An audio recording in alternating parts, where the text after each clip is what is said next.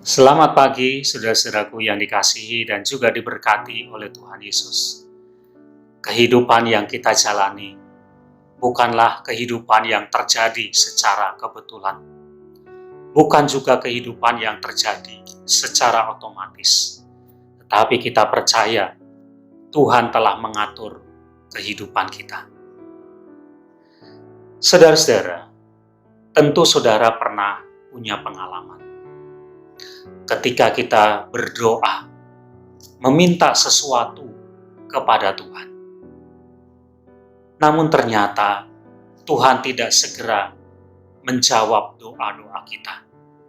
Tuhan tidak segera mengabulkan apa yang menjadi permintaan kita.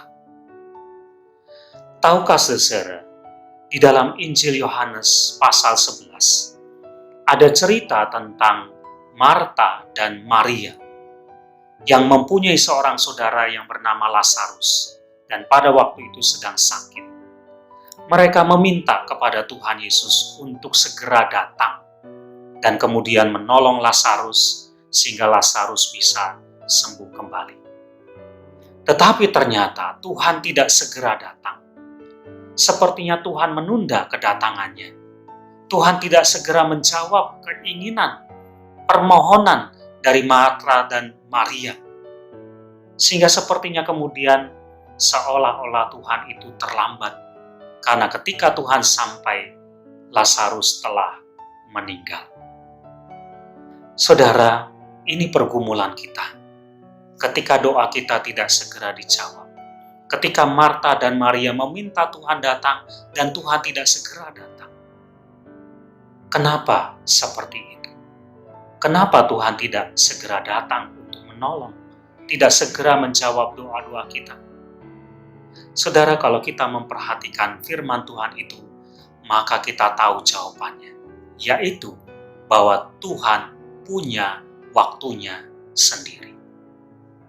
Ketika Tuhan bekerja, ketika Tuhan berkarya atas kehidupan kita, Tuhan punya cara sendiri, Tuhan punya waktu sendiri. Dan waktu Tuhan itulah yang Tuhan lakukan. Sehingga sebetulnya Tuhan tidak pernah terlambat. Jadi saudara, ketika kita merasa bahwa doa kita belum dijawab oleh Tuhan, ketika apa yang menjadi keinginan kita tidak dikabulkan oleh Tuhan, janganlah kita menjadi lemah. Bisa saja Tuhan itu punya waktunya sendiri.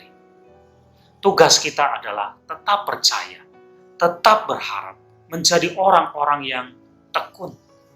Itulah panggilan kita. Ingat dan yakin, Tuhan itu tidak pernah terlambat. Tuhan punya waktunya sendiri untuk Dia menyatakan apa yang menjadi kehendaknya bagi kita. Tetap percaya, tetap berharap, tetap tekun di dalam Tuhan. Amin.